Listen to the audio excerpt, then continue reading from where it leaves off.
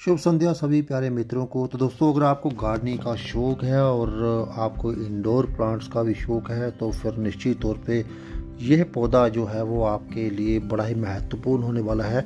आज के इस वीडियो में हम इस बात करने वाले हैं दोस्तों फिकस बेंजामिन की। इसको बीपिंग फिग के नाम से भी पुकारते हैं। कुछ लोग इसको फाइकस बेंजामिन के नाम से भी पुकारते हैं और कुछ लोग फिकस बेंजामिन के नाम से भी। अलग अलग इसमें अलग अलग प्रोनाउंसिएशन होते हैं। तो चलिए दोस्तों, आज हम इसको जो है वो थोड़ा इसका रख रखाव के बारे में जो है वो मेंटेनेंस करेंगे और साथ ही साथ में इसके साथ आपकी बातचीत करेंगे कुछ तथ्यों के ऊपर और कुछ इसके लाभ और हानियों के बारे में ज़रूर बात करेंगे। तो आप देख पा रहे मेरे पिछले 1 साल से मैं इस पौधे के साथ जुड़ा हुआ हूँ। 1 साल से ज़्यादा ही हो गया है इसको घर में लाए हुए और तब से ये अच्छा ग्रो कर रहा था।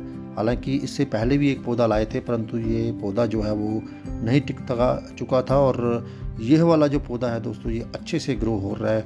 और मुख्य कारण क्या है कि पहले हमें जानकारी नहीं थी और आज हमें इसके बारे में काफ़ी अच्छे से जानकारी है। जैसे कि आप देख रहे हैं इस वक्त हम गुड़ाई कर रहे हैं। इसकी लीव्स बहुत ही सुंदर हैं। इसमें 2 वैरायटीज़ आती हैं, एक तो फुल ग्रीन लीव्स वाली और इसमें एक वेरीगेटेड वाली। तो ये हमारे बड़े ही एक मन पसंदीदा पौधा है दोस्तों।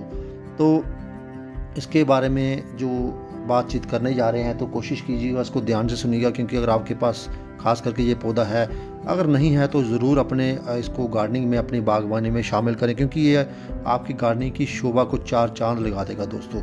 आप देख पा रहे हैं इस वक्त गुड़ाई कर रहे हैं हम इस पौधे की और थोड़ा सा इसको लाड प्यार भी करेंगे ज़रूर। और साथ ही साथ में आप लोगों के साथ जो है वो चंद बातें भी हो जाएंगी और इसके फैक्ट्स के ऊपर भी। तो दोस्तों, इस पौधे की बात करें तो ज़्यादा कुछ आपसे डिमांड नहीं करता है। हालांकि इसको थोड़ा सा नमी, जो मॉइस्चर जिसको हम कहते हैं, वो थोड़ा सा इसको पसंद काफ़ी है और डायरेक्ट सनलाइट जो है वो इसको नहीं चाहिए होती है। कोशिश कीजिए अगर आपके पास पौधा है तो इसको इनडायरेक्ट सनलाइट में ज़रूर रखें। वेल ड्रेन सॉइल जो कि हर एक पौधे की फर्स्ट चॉइस होती है, तो लगभग इस पौधे की भी यही एक सॉइल मिक्सचर की चॉइस है कि इसकी जो सॉइल है जो वेल ड्रेन होनी चाहिए और मॉइस्चर जो है जैसे कि बताया वो थोड़ा सा इसके अंदर जो है वो होना ज़रूरी है।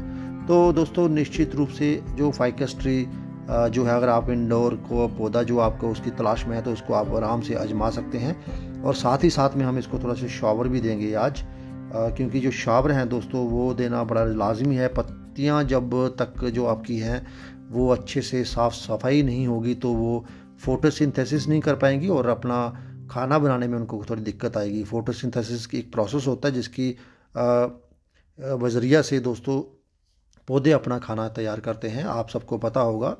तो इसीलिए पत्तियों का जो थोड़ा साफ़ सफाई वो बहुत ही ज़रूरी होती है दोस्तों। बात करें इस बीपिंग फिग की तो आपको बताते चले यहाँ पे इसकी ये जो इंडोर पौधे होने के साथ साथ इसकी जो सुंदर शाखाएं होती हैं और इसकी चमकदार पत्तियाँ होती हैं दोस्तों, जो इसकी सजावट को निखारती हैं। इसके साथ साथ आपको बताते चले दोस्तों कि इसका कम से कम जो इसका लाइफ स्पैन है वो कम से कम 50 साल तक इसका उम्र का दावा किया है कुछ विशेषज्ञों ने, जो पौधों की जानकारी और पौधों का अध्ययन करने वाले साइंटिस्ट हैं। उन्होंने 50 साल तक की इसकी उम्र का दावा किया है दोस्तों। तो आप यहाँ से अंदाज़ लगा सकते हैं कि काफ़ी लंबा साथी आपका हो सकता है ये बीपिंग फिग, जिसको हम फिकस बेंजामिन के नाम से भी पुकारते हैं आमतौर पर। लेकिन दोस्तों इसको हम बीपिंग फिग के ही जो नाम से जानते हैं, हम भी इसको कई बार लोगों से यही सुनते हैं। तो आप देख पा रहे हैं पत्तियाँ हम कुछ इसकी इस तरह से बड़े ही प्यार से इसको साफ़ सफाई करते हुए।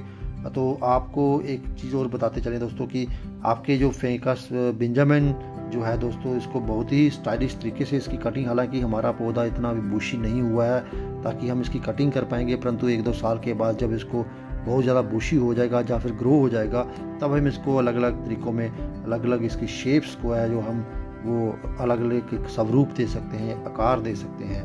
तो आप देख पा रहे हैं मेरे सामने पत्तियों को धोने के बाद कितना ही खूबसूरत हो गया है ये, और बहुत ही चमकदार पत्तियां इसकी बड़ी ज़बरदस्त लग रही हैं दोस्तों। इसकी प्रजातियों की तो बात करें तो बहुत ही इसकी वैरायटीज़ हैं, इतनी वैरायटीज़ है कि नाम लेना इसका मुश्किल हो जाएगा। अगर हाइट की बात करें दोस्तों तो ये कम से कम 3 से 6 फीट की ऊंचाई तक आराम से जो है वो ये वाला पौधा ग्रो कर सकता है। और कभी कभी आपने देखा होगा बड़े सारे पार्क्स में बड़े सारे जो बड़े बड़े एक अपार्टमेंट्स होते हैं, उनके आउटसाइड जो उनके क्रॉस साइड ये इसको लगाकर उनकी शोभा बढ़ाता है। तो बड़े सारे गार्डनर जो होते हैं वो भी इन्होंने भी इसको अपने घरों में अपने गार्डनिंग का जो है उसको एक अपना मेंबर के रूप में रखा होता है इसको दोस्तों। तो मिट्टी की जैसे कि बात करें कि वो काफ़ी इसको एक वेल ड्रेन सॉइल चाहिए, तो न्यूट्रिएंट्स तो हर पौधे को चाहिए होती है दोस्तों। अगर हम पीएच की बात करें, मिट्टी की पीएच वैल्यू कैसी होनी चाहिए, तो इसको जो है एसिडिक सॉइल नहीं चाहिए होती है दोस्तों, इसको बेस वाली सॉइल जो है वो ज़्यादा इसको पसंद है दोस्तों। तो रोशनी की बात जैसे हमने की, इसको अप्रत्यक्ष रूप से रोशनी जो है वो पसंद है, ताकि जो पौधे की जो सेहत है वो एकदम से बढ़िया रहे। जैसे कि आप इसको खिड़की के पास रख सकते हैं ताकि जिसमें इसको इनडायरेक्ट सनलाइट जो है वो भरपूर मात्रा में मिले दोस्तों। पत्ती आपको मैं थोड़ा क्लोज व्यू यहाँ से करके दिखाऊंगा, कितनी खूबसूरत पत्ती है आप देख पा रहे हैं मेरे सामने। आपको भी बड़ा ही सुकून मिल रहा होगा। छोटी सी पत्ती, क्या कुदरत का कमाल है दोस्तों। कौन कहता है कुदरत से बड़ा कोई आर्किटेक्चर नहीं हो सकता, कुदरत से बड़ा कोई आर्टिस्ट नहीं हो सकता। आप कुदरत की एक नेचर की आप कला देखिए। इंसान चाहे जितना भी क्यों ना एक स्किलफुल हो जाए, क्रिएटिव हो जाए, परंतु नेचर से ज़्यादा क्रिएटिव कोई नहीं हो सकता। ये हम सबको मालूम होना चाहिए। तो दोस्तों मिट्टी की जैसी बात की आपको, तो वो भी एक अच्छे प्रकार से जल निकासी होनी चाहिए। और पोषक तत्व जैसे कि वो तो हर पौधों के लिए चाहिए होते हैं, और इसको भी पोषक तत्वों से भरपूर मिट्टी जो है वो पसंद है दोस्तों। तो इसके अलावा हम बात करते हैं दोस्तों इसकी जो गुड़ाई की, तो बीच में गुड़ाई जो है वो ज़रूर इसको बीच में करते रहें। अगर हम पानी की बात करें दोस्तों, तो आपको बीपिंग फिग को अगर सही तरीके से पानी देना हो तो उसको संपूर्ण स्वास्थ्य के लिए ज़रूरी है।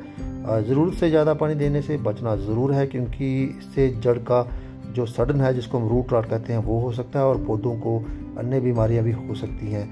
निश्चित तौर पे मुझे भी एक बार इस तरह से अटैक हुआ था इस बीमारियों का, जब मैंने मेरे पौधे को थोड़ा सा ओवर वाटरिंग हो गई थी, तो उसको मेरे वाले पौधे को भी ये ज़रूर प्रॉब्लम हो चुकी थी। तो और बात करें इसको पानी देने की, तो कोशिश करें, इसका सबसे आसान सा तरीका है, जब तक इसकी टॉप इंच सॉइल जो है वो ड्राई ना हो जाए तब तक आप इसको दोबारा से पानी जो है वो ना दें दोस्तों। क्योंकि इसको कई बार क्या होता है कि अगर जकदम पानी देंगे या फिर ज़्यादा सूखा रखेंगे वो भी इसके लिए नुकसानदायक है। तो दोस्तों आपसे एक और ज़रूरी बात जहाँ पे शेयर करना चाहते हैं कि अगर आपने इसको कहीं इंडोर में रखा हुआ है तो कभी भी प्लांट को कभी भी जो है वो बाहर नहीं लाना है एकदम से दोपहर को या अर्ली इन द मॉर्निंग। हमेशा जब भी इसको शिफ्ट करना है थोड़े दिन बाहर के लिए, जैसे 10-15 दिन के बाद आप इसको बाहर रखना चाहते हो, तो कोशिश कीजिए इवनिंग को, रात को ही इसको बाहर निकालें, ताकि एक किस्म से इसको झटका ना लगे दोस्तों, या फिर इसको शौक ना लगे। कई बार पौधे जो होते हैं वो शौक में आ जाते हैं जब हम उनका स्थानांतरण करते हैं बिना तापमान को ध्यान में रखे हुए या बिना किसी बात को ध्यान में रखे हुए। तो दोस्तों कई बार क्या होता है कि हम लोग सोचते हैं कि पौधे कुछ ऐसे, चलो इनमें कौन सी जान है, या इनका क्या ही, ये कौन सा जोर से चिल्लाएंगे या फिर जोर से अपना दर्द जो है बयान करेंगे। परंतु इमोशंस या फिर पेन जो है वो हर एक संजीव वस्तुओं में होती है, लिविंग ऑर्गेनिज्म में होती है, वो चाहे छोटी सी चींटी ही क्यों ना हो, चाहे पौधे ही क्यों ना हो। तो दर्द इनको भी होता है, तकलीफ इनको भी होती है, तो हमें ख्याल रखना है उसका, दर्द और तकलीफ़ का। यहाँ पे थोड़ा सा गिर रहा है ये, तो हमें इसको यहाँ पे हम चाहते हैं कोई छोटी सी इसको लकड़ी से सपोर्ट दी जाए, ताकि इसकी जो शेप है थोड़ा सा स्ट्रेट फॉरवर्ड ये थोड़ा सा ग्रो करे, क्योंकि काफ़ी इसका झुकाव जो था वो क्योंकि फॉलेज इसका बढ़ता जा रहा था और मेन स्टेम जो है, मेन ट्रंक जो है वो थोड़ा सा हेल्दी नहीं था, तो वो गिरने की तरफ झुकाव हो रहा था। तो इसीलिए हमने यहाँ पे इसको एक लकड़ी के माध्यम से यहाँ से सपोर्ट दी है। सपोर्ट बहुत ही ज़रूरी है, चाहे पौधे हों चाहे इंसान हो दोस्तों, हर किसी को सपोर्ट की ज़रूरत होती है।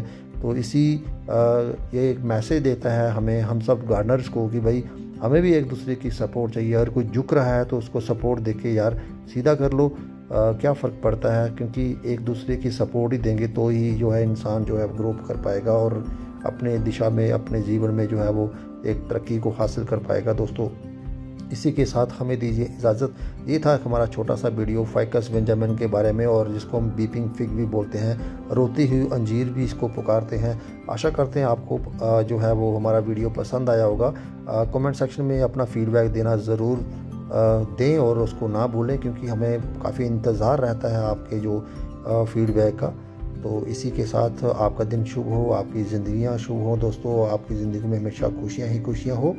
इसी के चलते आप सब मित्रों को शुभ रात्रि। धन्यवाद आपका।